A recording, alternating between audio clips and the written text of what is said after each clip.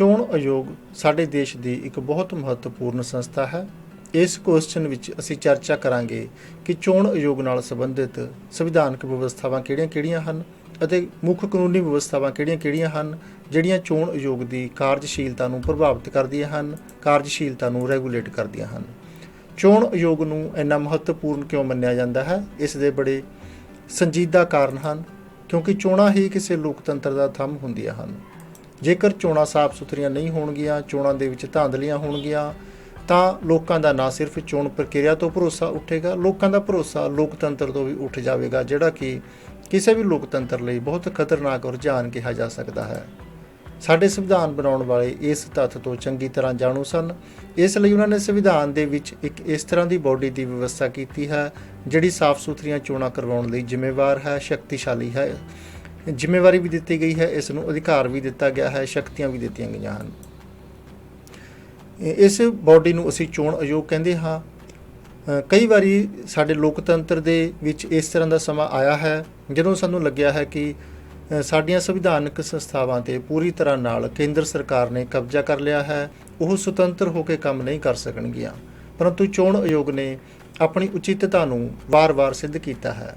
1975 ਤੋਂ 1977 ਤੱਕ ਜੋ ਐਮਰਜੈਂਸੀ ਲਗਾਈ ਗਈ ਸ਼੍ਰੀਮਤੀ ਇੰਦਰਾ ਗਾਂਧੀ ਦੁਆਰਾ, ਉਸ ਤੋਂ ਬਾਅਦ ਸ਼੍ਰੀਮਤੀ ਇੰਦਰਾ ਗਾਂਧੀ ਦਾ ਆਪ ਚੋਣ ਹਾਰ ਜਾਣਾ ਜਦੋਂ ਇਲੈਕਸ਼ਨਜ਼ ਹੋਈਆਂ ਲੋਕ ਸਭਾ ਦੀਆਂ, ਅਤੇ ਕੇਂਦਰ ਦੇ ਵਿੱਚ ਬੀਜੇਪੀ ਸਰਕਾਰ ਹੋਣ ਦੇ ਬਾਵਜੂਦ ਦਿੱਲੀ ਵਿਧਾਨ ਸਭਾ ਦੇ ਵਿੱਚ ਬੀਜੇਪੀ ਦਾ ਹਾਰ ਜਾਣਾ, ਇਸ ਗੱਲ ਦਾ ਪ੍ਰਤੱਖ ਸਬੂਤ ਨੇ ਕਿ ਚੋਣ ਆਯੋਗ ਦੇ ਜੋ ਜ਼ਿੰਮੇਵਾਰੀਆਂ ਨੇ, ਜਿਵੇਂ ਚੋਣ ਆਯੋਗ ਕਾਰਜ ਕਰ ਰਿਹਾ ਹੈ, ਉਸ 'ਤੇ ਕੋਈ ਉਂਗਲ ਨਹੀਂ ਚੁੱਕੀ ਜਾ ਸਕਦੀ।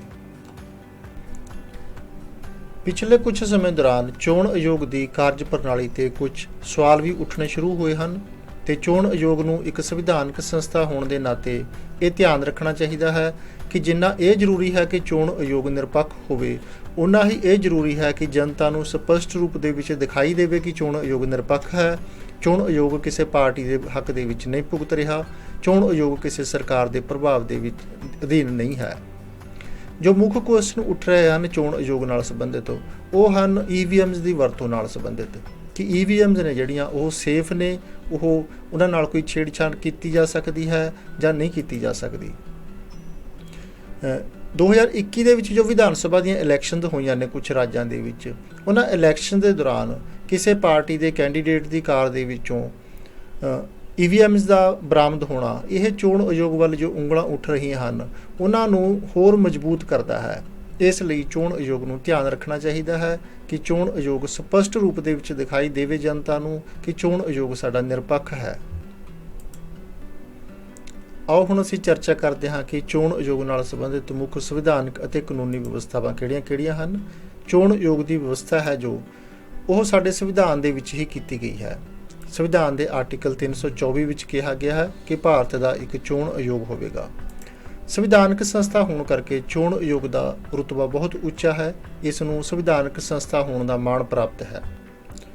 ਚੋਣਾਂ ਕਰਵਾਉਣ ਦੀ ਜ਼ਿੰਮੇਵਾਰੀ ਸੰਵਿਧਾਨ ਦੇ ਵਿੱਚ ਚੋਣ ਆਯੋਗ ਦੀ ਲਗਾਈ ਗਈ ਹੈ। ਇਹ ਜ਼ਿੰਮੇਵਾਰੀ ਚੋਣ ਆਯੋਗ ਨੂੰ ਸੌਂਪੀ ਗਈ ਹੈ। ਸੰਵਿਧਾਨ ਦੇ ਆਰਟੀਕਲ 324 ਵਿੱਚ ਕਿਹਾ ਗਿਆ ਹੈ ਕਿ ਮਤਦਾਤਾ ਸੂਚੀਆਂ ਤਿਆਰ ਕਰਨੀਆਂ, ਵੋਟਾਂ ਪਵਾਉਣੀਆਂ, ਚੋਣਾਂ ਦਾ ਨਿਗਰਾਨੀ, ਨਿਰਦੇਸ਼ਨ ਅਤੇ ਨਿਯੰਤਰਣ ਹੈ ਜੋ ਇਹ ਸਾਰਾ ਇੱਕ ਚੋਣ ਆਯੋਗ ਦੇ ਵਿੱਚ ਨਿਹਿਤ ਹੋਵੇਗਾ, ਚੋਣ ਆਯੋਗ ਦੇ ਹੱਥਾਂ ਦੇ ਵਿੱਚ ਹੋਵੇਗਾ। Superintendence, direction and control of elections shall be vested in an election commission. ਕਿਹੜੀਆਂ ਚੋਣਾਂ ਸਾਡਾ ਚੋਣ ਆਯੋਗ ਕਰਵਾਉਂਦਾ ਹੈ, ਕਿਉਂਕਿ ਚੋਣ ਆਯੋਗ ਜਿਸ ਗੱਲ ਕਰ ਰਹੇ ਹਾਂ, ਕੇਂਦਰੀ ਚੋਣ ਆਯੋਗ ਦੀ ਗੱਲ ਕਰ ਰਹੇ ਹਾਂ ਅਸੀਂ, ਇਹ ਸਾਰੀਆਂ ਚੋਣਾਂ ਨਹੀਂ ਕਰਵਾਉਂਦਾ। ਮਿਊਨਿਸਪੈਲਿਟੀਜ਼ ਦੀਆਂ ਚੋਣਾਂ, ਪੰਚਾਇਤਾਂ ਦੀਆਂ ਚੋਣਾਂ ਇਹ ਚੋਣ ਆਯੋਗ ਨਹੀਂ ਕਰਾਉਂਦਾ। ਉਹਨਾਂ ਲਈ ਰਾਜ ਦਾ ਚੋਣ ਆਯੋਗ ਹੁੰਦਾ ਹੈ।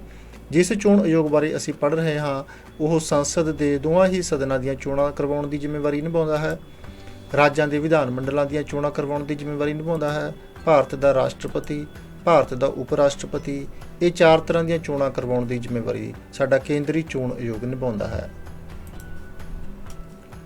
ਚੋਣ ਆਯੋਗ ਦੀ ਰਚਨਾ ਸੰਬੰਧੀ ਸੰਵਿਧਾਨ ਵਿੱਚ ਕਿਹਾ ਗਿਆ ਹੈ ਕਿ ਇੱਕ ਚੋਣ ਕਮਿਸ਼ਨਰ ਤਾਂ ਸਾਡੇ ਦੇਸ਼ ਵਿੱਚ ਜ਼ਰੂਰ ਹੋਵੇਗਾ, ਭਾਵ ਮੁੱਖ ਚੋਣ ਕਮਿਸ਼ਨਰ ਤਾਂ ਜ਼ਰੂਰ ਹੋਵੇਗਾ। ਜੇ ਰਾਸ਼ਟਰਪਤੀ ਠੀਕ ਸਮਝੇ ਤਾਂ ਉਹ ਹੋਰ ਚੋਣ ਕਮਿਸ਼ਨਰਾਂ ਦੀ ਅਪਾਇੰਟਮੈਂਟ ਵੀ ਕਰ ਸਕਦਾ ਹੈ। ਇਸ ਤਰ੍ਹਾਂ ਅਸੀਂ ਕਹਿ ਸਕਦੇ ਹਾਂ ਕਿ ਚੋਣ ਕਮਿਸ਼ਨ ਸਿੰਗਲ ਮੈਂਬਰ ਹੋਵੇਗਾ ਜਾਂ ਮਲਟੀ ਮੈਂਬਰ ਹੋਵੇਗਾ, ਇਹ ਰਾਸ਼ਟਰਪਤੀ ਦੀ ਜਾਂ ਸਿੱਧੇ ਸ਼ਬਦਾਂ 'ਚ ਕਹਿ ਲਈਏ ਕੇਂਦਰ ਸਰਕਾਰ ਦੀ ਇੱਛਾ 'ਤੇ ਨਿਰਭਰ ਕਰਦਾ ਹੈ। ਜਦੋਂ ਸਾਡਾ ਚੋਣ ਆਯੋਗ ਬਣਿਆ 25 ਜਨਵਰੀ 1950 ਨੂੰ ਤਾਂ ਇਹ ਸਿੰਗਲ ਮੈਂਬਰ ਸੀ ਅਤੇ ਲਗਭਗ 40 ਸਾਲ ਦਾ ਸਮਾਂ ਇਹ ਸਿੰਗਲ ਮੈਂਬਰ ਹੀ ਰਿਹਾ। 16 ਅਕਤੂਬਰ 1999 ਨੂੰ ਇਸ ਨੂੰ 3 ਮੈਂਬਰੀ ਬਣਾ ਦਿੱਤਾ ਗਿਆ, ਪਰ 2 ਜਨਵਰੀ 1990 ਨੂੰ ਫਿਰ ਇਸ ਨੂੰ ਸਿੰਗਲ ਮੈਂਬਰੀ ਬਣਾ ਦਿੱਤਾ ਗਿਆ। ਫਿਰ 1 ਅਕਤੂਬਰ 1993 ਤੋਂ ਫਿਰ ਇਸ ਨੂੰ 3 ਮੈਂਬਰੀ ਬਣਾ ਦਿੱਤਾ ਗਿਆ। ਇਸ ਤਰ੍ਹਾਂ ਹੁਣ ਤੱਕ ਚੋਣ ਕਮਿਸ਼ਨ ਹੈ ਜੋ ਉਹ 1993 ਤੋਂ ਲੈ ਕੇ ਹੁਣ ਤੱਕ 3 ਮੈਂਬਰੀ ਹੈ, ਜਿਹਦੇ ਵਿੱਚ ਇੱਕ ਮੁੱਖ ਚੋਣ ਕਮਿਸ਼ਨਰ ਅਤੇ 2 ਦੂਜੇ ਚੋਣ ਕਮਿਸ਼ਨਰ ਹੁੰਦੇ ਹਨ। ਚੋਣ ਆਯੋਗ ਦੀ ਜੋ ਫੈਸਲੇ ਲੈਣ ਦੀ ਵਿਧੀ ਹੈ ਕਿ ਜੇ ਇੱਕ ਤੋਂ ਜ਼ਿਆਦਾ ਚੋਣ ਕਮਿਸ਼ਨਰ ਨੇ ਫੈਸਲੇ ਕਿਵੇਂ ਲਏ ਜਾਣਗੇ। ਜਿਵੇਂ ਹੁਣ 3 ਚੋਣ ਕਮਿਸ਼ਨਰ ਨੇ, ਫੈਸਲਾ ਕਿਵੇਂ ਲਿਆ ਜਾਏਗਾ। ਮੁੱਖ ਚੋਣ ਕਮਿਸ਼ਨਰ ਨੂੰ ਕੋਈ ਵਿਸ਼ੇਸ਼ ਅਧਿਕਾਰ ਹੋਏਗਾ ਜਾਂ ਸਾਰਿਆਂ ਦੇ ਅਧਿਕਾਰ ਬਰਾਬਰ ਹੋਣਗੇ। ਇਸ ਸੰਬੰਧੀ ਸੰਵਿਧਾਨ ਵਿੱਚ ਕੋਈ ਵਿਵਸਥਾ ਨਹੀਂ ਹੈ। ਸਾਡੀ ਪਾਰਲੀਮੈਂਟ ਨੇ ਪਹਿਲਾਂ 1991 ਦੇ ਵਿੱਚ ਚੋਣ ਕਮਿਸ਼ਨਰਾਂ ਦੀਆਂ ਸੇਵਾ ਸ਼ਰਤਾਂ ਸੰਬੰਧੀ ਇੱਕ ਕਾਨੂੰਨ ਬਣਾਇਆ ਸੀ। ਫਿਰ 1993 ਦੇ ਵਿੱਚ ਇਸ ਕਾਨੂੰਨ ਦੇ ਵਿੱਚ ਸੋਧ ਕੀਤੀ ਗਈ। ਇਸ ਸੋਧ ਦੇ ਰਾਹੀਂ ਇਹ ਵਿਵਸਥਾ ਕੀਤੀ ਗਈ ਕਿ ਚੋਣ ਆਯੋਗ ਦੇ ਜਿਹੜੇ ਫੈਸਲੇ ਨੇ ਉਹ ਬਹੁਮਤ ਨਾਲ ਲਏ ਜਾਣਗੇ। ਭਾਵ ਬੇਸ਼ੱਕ ਚੋਣ ਕਮਿਸ਼ਨਰ ਹੈ, ਬੇਸ਼ੱਕ ਮੁੱਖ ਚੋਣ ਕਮਿਸ਼ਨਰ ਹੈ, ਉਸ ਦੀ ਇੱਕ ਵੋਟ ਹੋਵੇਗੀ। ਇਸ ਤਰ੍ਹਾਂ ਜਿਹੜਾ ਮੁੱਖ ਚੋਣ ਕਮਿਸ਼ਨਰ ਹੈ ਉਸ ਦੀ ਕੋਈ ਵਿਸ਼ੇਸ਼ ਪੋਜੀਸ਼ਨ ਨਹੀਂ ਹੈ ਫੈਸਲੇ ਲੈਣ ਦੀ ਪ੍ਰਕਿਰਿਆ ਦੇ ਵਿੱਚ। ਉਹ ਵੀ ਦੂਸਰੇ ਚੋਣ ਕਮਿਸ਼ਨਰਾਂ ਵਾਂਗ ਇੱਕ ਵੋਟ ਹੀ ਕਾਸਟ ਕਰ ਸਕਦਾ ਹੈ ਜੇ ਕਿਸੇ ਵਿਸ਼ੇ ਤੇ ਚੋਣ ਕਮਿਸ਼ਨਰਾਂ ਦੇ ਮਤਭੇਦ ਨੇ। ਚੋਣ ਕਮਿਸ਼ਨਰਾਂ ਦੇ ਕਾਰਜਕਾਲ ਸੰਬੰਧੀ ਕੋਈ ਸੰਵਿਧਾਨਕ ਵਿਵਸਥਾ ਨਹੀਂ ਹੈ। ਸੰਵਿਧਾਨ ਨੇ ਇਹ ਸ਼ਕਤੀ ਪਾਰਲੀਮੈਂਟ ਨੂੰ ਦਿੱਤੀ ਹੈ ਕਿ ਪਾਰਲੀਮੈਂਟ ਤੈਅ ਕਰੇਗੀ ਕਿ ਚੋਣ ਕਮਿਸ਼ਨਰ ਕਿੰਨਾ ਚਿਰ ਆਪਣੇ ਅਹੁਦੇ ਤੇ ਰਹਿਣਗੇ। ਆਪਣੀ ਇਸ ਸ਼ਕਤੀ ਦੀ ਵਰਤੋਂ ਕਰਦੇ ਹੋਏ ਸਾਡੀ ਪਾਰਲੀਮੈਂਟ ਨੇ ਚੋਣ ਕਮਿਸ਼ਨਰ ਦੀ ਜੋ ਡਿਊਰੇਸ਼ਨ ਹੈ, ਕਾਰਜਕਾਲ ਹੈ, ਉਹ 6 ਸਾਲ ਫਿਕਸ ਕੀਤਾ ਹੈ। ਪਰੰਤੂ ਜੇ 6 ਸਾਲ ਦੀ ਟਰਮ ਪੂਰੀ ਹੋਣ ਤੋਂ ਪਹਿਲਾਂ ਹੀ ਚੋਣ ਕਮਿਸ਼ਨਰ ਦੀ ਉਮਰ 65 ਸਾਲ ਹੋ ਜਾਵੇ ਤਾਂ ਵੀ ਉਸ ਨੂੰ ਆਪਣਾ ਅਹੁਦਾ ਤਿਆਗਣਾ ਪੈਂਦਾ ਹੈ, ਅਹੁਦਾ ਛੱਡਣਾ ਪੈਂਦਾ ਹੈ। ਭਾਵ ਇਹ 2 ਸ਼ਰਤਾਂ ਨੇ, 6 ਸਾਲ ਦੀ ਟਰਮ ਅਤੇ 65 ਸਾਲ ਦੀ ਉਮਰ। ਇਹਨਾਂ 'ਚੋਂ ਜਿਹੜੀ ਵੀ ਪਹਿਲਾਂ ਪੂਰੀ ਹੋ ਜਾਵੇ ਉਹ ਪੂਰੀ ਹੋ ਜਾਣ ਤੇ ਚੋਣ ਕਮਿਸ਼ਨਰ ਨੂੰ ਆਪਣਾ ਅਹੁਦਾ ਛੱਡਣਾ ਪੈਂਦਾ ਹੈ। ਪਰੰਤੂ ਕਿਸੇ ਚੋਣ ਕਮਿਸ਼ਨਰ ਨੂੰ ਅਹੁਦੇ ਦੀ ਟਰਮ ਪੂਰੀ ਹੋਣ ਤੋਂ ਪਹਿਲਾਂ ਵੀ ਹਟਾਇਆ ਜਾ ਸਕਦਾ ਹੈ। ਮੁੱਖ ਚੋਣ ਕਮਿਸ਼ਨਰ ਨੂੰ ਹਟਾਉਣ ਦੀ ਵਿਧੀ ਵੱਖਰੀ ਹੈ, ਆਮ ਚੋਣ ਕਮਿਸ਼ਨਰਾਂ ਨੂੰ ਹਟਾਉਣ ਦੀ ਵਿਧੀ ਸੌਖੀ ਹੈ। ਮੁੱਖ ਚੋਣ ਕਮਿਸ਼ਨਰ ਨੂੰ ਹਟਾਉਣ ਸੰਬੰਧੀ ਸੰਵਿਧਾਨ ਦੇ ਆਰਟੀਕਲ 324 ਦੀ 5ਵੀਂ ਕਲਾਸ ਵਿੱਚ ਕਿਹਾ ਗਿਆ ਹੈ ਕਿ ਉਸ ਨੂੰ ਉਸੇ ਵਿਧੀ ਰਾਹੀਂ ਅਤੇ ਉਸੇ ਆਧਾਰ ਤੇ ਹਟਾਇਆ ਜਾ ਸਕਦਾ ਹੈ ਜਿਵੇਂ ਸੁਪਰੀਮ ਕੋਰਟ ਦੇ ਇੱਕ ਜੱਜ ਨੂੰ ਹਟਾਇਆ ਜਾ ਸਕਦਾ ਹੈ। ਸੁਪਰੀਮ ਕੋਰਟ ਦੇ ਕਿਸੇ ਜੱਜ ਨੂੰ ਹਟਾਉਣ ਲਈ ਜ਼ਰੂਰੀ ਹੈ ਕਿ ਸੰਸਦ ਦੇ ਦੋਵੇਂ ਸਦਨ ਐਡਰੈਸ ਪਾਸ ਕਰਨ, ਸਿੰਪਲ ਮੈਜੋਰਟੀ ਨਾਲ ਪਲੱਸ 2/3 ਮੈਜੋਰਟੀ ਨਾਲ, ਕਿਸ ਆਧਾਰ ਤੇ ਪਾਸ ਕਰਨ, ਸਿੱਧ ਹੋ ਚੁੱਕਿਆ ਦੁਰਵਿਵਹਾਰ ਜਾਂ ਅਸਮਰੱਥਾ, ਪ੍ਰੂਵਡ ਮਿਸਬਿਹੇਵੀਅਰ ਔਰ ਇਨਕੈਪੈਸਿਟੀ, ਦੋਹਾਂ ਚੋਂ ਕਿਸੇ ਵੀ ਆਧਾਰ ਤੇ ਦੋਵੇਂ ਸਦਨ ਆਪੋ ਆਪਣੇ ਤੌਰ ਤੇ ਐਡਰੈਸ ਪਾਸ ਕਰ ਦੇਣ ਅਤੇ ਫਿਰ ਰਾਸ਼ਟਰਪਤੀ ਨੂੰ ਭੇਜਣ ਤਾਂ ਰਾਸ਼ਟਰਪਤੀ ਆਰਡਰ ਜਾਰੀ ਕਰਕੇ ਸੁਪਰੀਮ ਕੋਰਟ ਦੇ ਕਿਸੇ ਜੱਜ ਨੂੰ ਹਟਾ ਸਕਦਾ ਹੈ। ਇਹਦਾ ਭਾਵ ਹੈ ਇਸੇ ਤਰ੍ਹਾਂ ਹੀ ਰਾਸ਼ਟਰਪਤੀ ਸਾਡੇ ਮੁੱਖ ਚੋਣ ਕਮਿਸ਼ਨਰ ਨੂੰ ਹਟਾ ਸਕਦਾ ਹੈ। ਜਿਹੜੀ 2 ਡਬਲ ਮੈਜੋਰਟੀ ਦੀ ਅਸੀਂ ਗੱਲ ਕੀਤੀ ਹੈ ਕਿ ਡਬਲ ਮੈਜੋਰਟੀ ਦੇ ਨਾਲ ਐਡਰੈਸ ਪਾਸ ਹੋਣਾ ਜ਼ਰੂਰੀ ਹੈ, ਉਹ ਅਸੀਂ ਇੱਥੇ ਇੱਕ ਐਗਜ਼ਾਮਪਲ ਦੇ ਥਰੂ ਦੇਖਦੇ ਹਾਂ। ਸਾਡੀ ਲੋਕ ਸਭਾ ਦੇ ਮੈਂਬਰ ਨੇ 545, ਇਹਦੀ 2 ਡਬਲ ਮੈਜੋਰਟੀ ਪ੍ਰਾਪਤ ਕਰਨੀ ਪਵੇਗੀ ਤਾਂ ਰੈਜੂਲੇਸ਼ਨ ਪਾਸ ਹੋਇਆ ਸਮਝਿਆ ਜਾਵੇਗਾ। ਪਹਿਲੀ ਮੈਜੋਰਟੀ ਕੁੱਲ ਮੈਂਬਰਸ਼ਿਪ ਦਾ ਸਧਾਰਨ ਬਹੁਮਤ, 545 ਦਾ ਸਧਾਰਨ ਬਹੁਮਤ ਬਣਦਾ ਹੈ 273 ਮੈਂਬਰ, ਅਤੇ ਹਾਜ਼ਰ ਅਤੇ ਵੋਟ ਦੇਣ ਵਾਲਿਆਂ ਦਾ 2/3 ਬਹੁਮਤ, 2/3 majority of members present and voting. ਇਹਨਾਂ ਦੋਹਾਂ ਚੋਂ ਜਿਹੜਾ ਬਹੁਮਤ ਵੱਡਾ ਹੋਵੇਗਾ, ਜੇ ਉਹਨੇ ਮੈਂਬਰ ਐਡਰੈਸ ਦੇ ਹੱਕ ਵਿੱਚ ਭੁਗਤਣ, ਮਤੇ ਦੇ ਹੱਕ ਵਿੱਚ ਭੁਗਤਣ ਤਾਂ ਮਤਾ ਪਾਸ ਹੋਇਆ ਸਮਝਿਆ ਜਾਵੇਗਾ। ਇੱਥੇ ਅਸੀਂ 2 ਤਰ੍ਹਾਂ ਦੇ ਕੇਸ ਲੈਂਦੇ ਹਾਂ। 545 ਕੁੱਲ ਮੈਂਬਰ ਨੇ, ਜੇ ਮਤੇ ਤੇ ਵੋਟਾਂ ਪੈਣ ਵਾਲੇ ਦਿਨ 450 ਮੈਂਬਰ ਵੋਟ ਪਾ ਰਹੇ ਹੋਣ ਤਾਂ ਜਿਹੜਾ ਇਹਦੀ 2/3 ਮੈਜੋਰਟੀ ਹੈ ਉਹ 300 ਬਣੇਗੀ। ਇਸ ਤਰ੍ਹਾਂ ਦੋਹਾਂ ਚੋਂ 300 ਦੀ ਗਿਣਤੀ ਵੱਡੀ ਹੈ, ਇਸ ਲਈ ਜੇ 300 ਮੈਂਬਰ ਮਤੇ ਦੇ ਹੱਕ 'ਚ ਭੁਗਤਣਗੇ ਤਾਂ ਮਤਾ ਪਾਸ ਹੋਇਆ ਸਮਝਿਆ ਜਾਵੇਗਾ। ਪਰ ਜੇ ਮੈਂਬਰ ਹੀ ਬਹੁਤ ਘੱਟ ਹੋਣ, ਫਰਜ਼ ਕੀਤਾ 300 ਮੈਂਬਰ ਹੀ ਵੋਟ ਪਾ ਰਹੇ ਹੋਣ, ਤਾਂ ਇਸ ਦੀ 2/3 ਮੈਜੋਰਟੀ ਬਣੇਗੀ ਕੇਵਲ 200।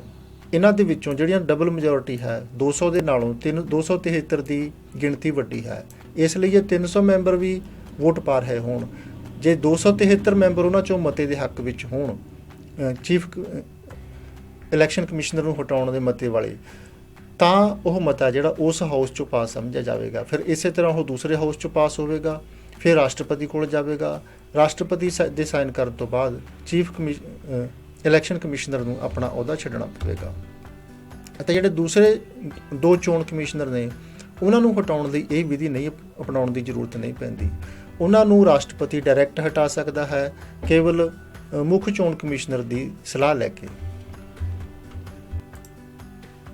ਚੋਣ ਆਯੋਗ ਦਾ ਜੋ ਅਮਲਾ ਹੈ ਉਹ ਦੋ ਤਰ੍ਹਾਂ ਦਾ ਹੈ। ਚੋਣ ਆਯੋਗ ਦਾ ਆਪਣਾ ਰੈਗੂਲਰ ਅਮਲਾ ਅਤੇ ਚੋਣ ਆਯੋਗ ਕੋਲ ਡੈਪੂਟੇਸ਼ਨ ਤੇ ਗਿਆ ਹੋਇਆ ਅਮਲਾ।